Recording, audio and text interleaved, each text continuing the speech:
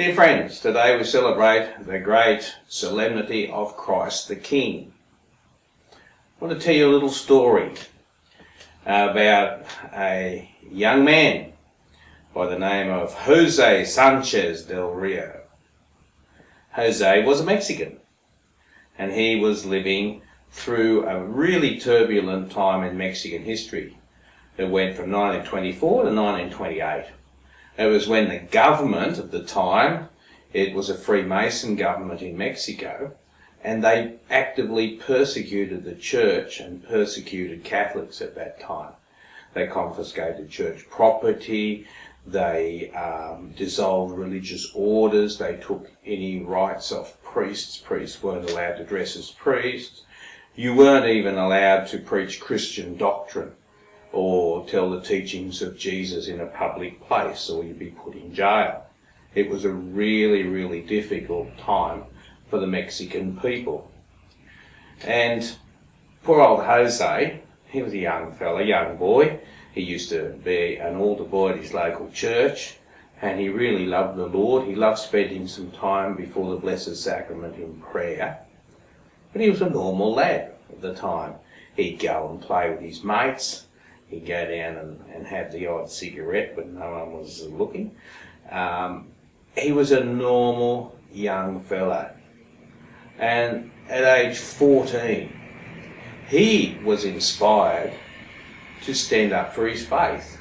Because what had happened, a lot of the Catholics there that were under persecution decided to resist what the government was doing, to resist this persecution.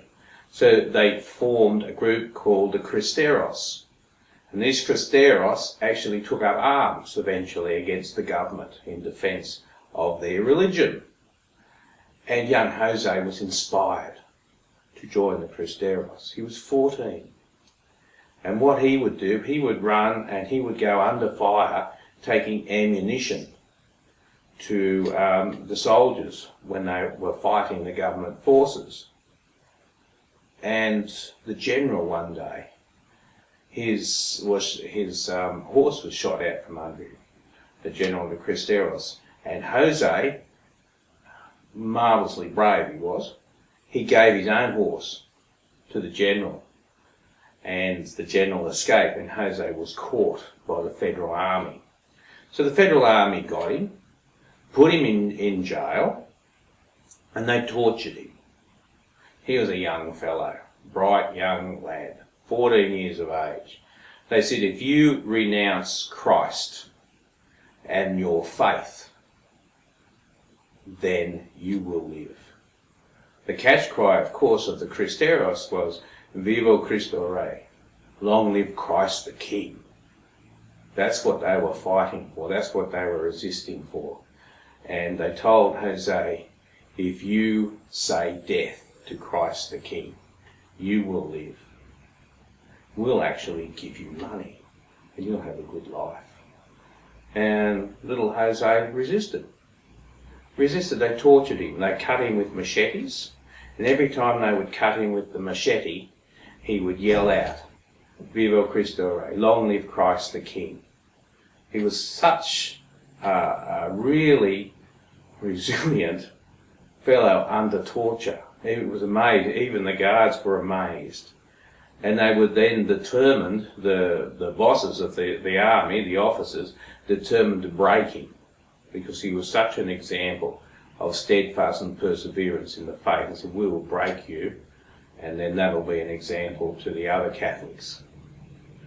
So they kept on torturing him. He wouldn't break. In the end, they decided that they would dig a hole and they would execute him. And this final torture was they cut the soles off his feet. And then they lined the way between the prison and where they're going to execute with salt. And you had to walk over the salt with the soles cut off his feet. He said, all you have to say is death to Christ the King and you'll live. And every step he took, he said, long live Christ the King. Finally, when he got to the place of execution, they got the soldiers to bayonet him. And with every thrust of the bayonet, he prayed, long live Christ the King. In the end, they shot him.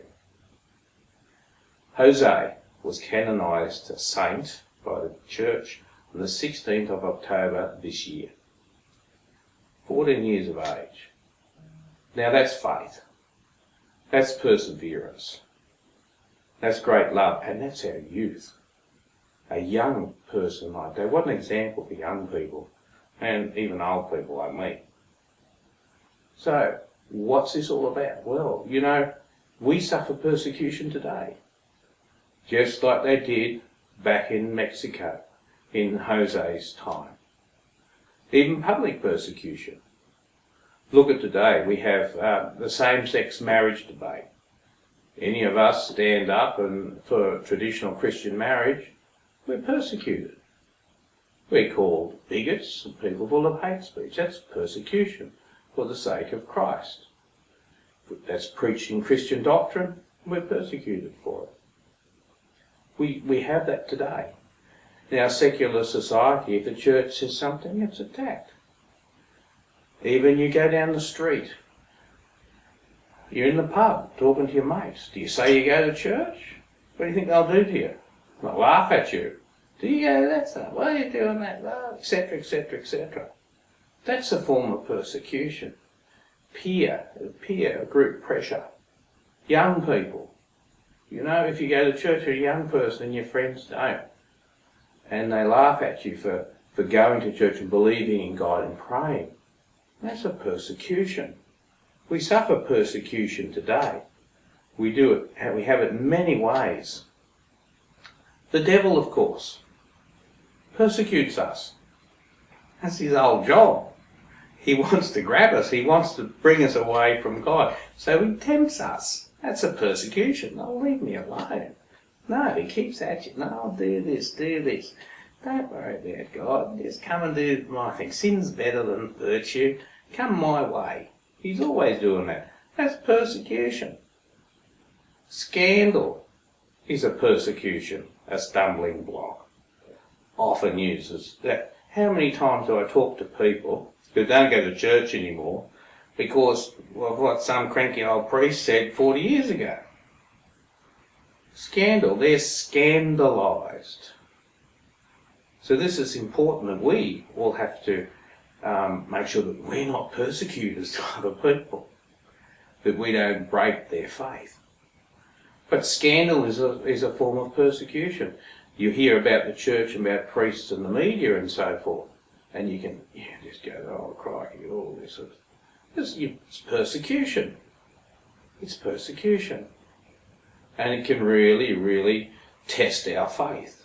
It is a big test for our faith, persecution. There's all these types of persecution. And there's even just the persecution, I suppose, of our world that says, why bother? Don't care. If it feels good, do it. Don't worry about anything that's going to be out of your comfort zone. You don't want to get up and go to mass. Don't worry about that. We just get tired, and our world's telling us to do all these other things, and there's no time for God. That's a very subtle type of persecution too. So in the midst of all these persecutions, we as Christians, as Catholics, can take a leaf out of St. Jose's book. Jose held on to his faith. Perseverance. It's a gift from God. We need to pray for perseverance. It is a great gift. Not everyone gets it. Not everyone prays for it. Some people let go too quickly. Jose is an example of just hanging on, even till death. We probably won't be asked to hang on, even till death. We probably won't be asked to give our lives for Christ like St. Jose. But we need to hang on. And our subtle persecution is there nonetheless. So we've got to realise that we are being tested the same as he was. And so we need to focus ourselves on Christ our King.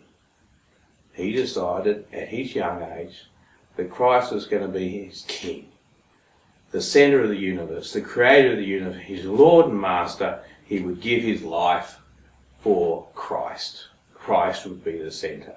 If we want to get to our persecutions, if we want to hold on to our faith, if we want to have the absolute joy at the moment of our death that actually St. Jose had, one of the remarkable things that infuriated the officers was he was still smiling at the end of all that. I don't know about you, but if I got an ingrown toenail walking around with that, I won't be smiling. He smiled in his prayer. He was consoled by God and his faith through those terrible tortures. And he had this beautiful smile when he died, that peacefulness. We can have that too, if we make Christ our King and set our hearts on the Lord and ask the Lord to be with us each and every moment of the day. Long live Christ the King.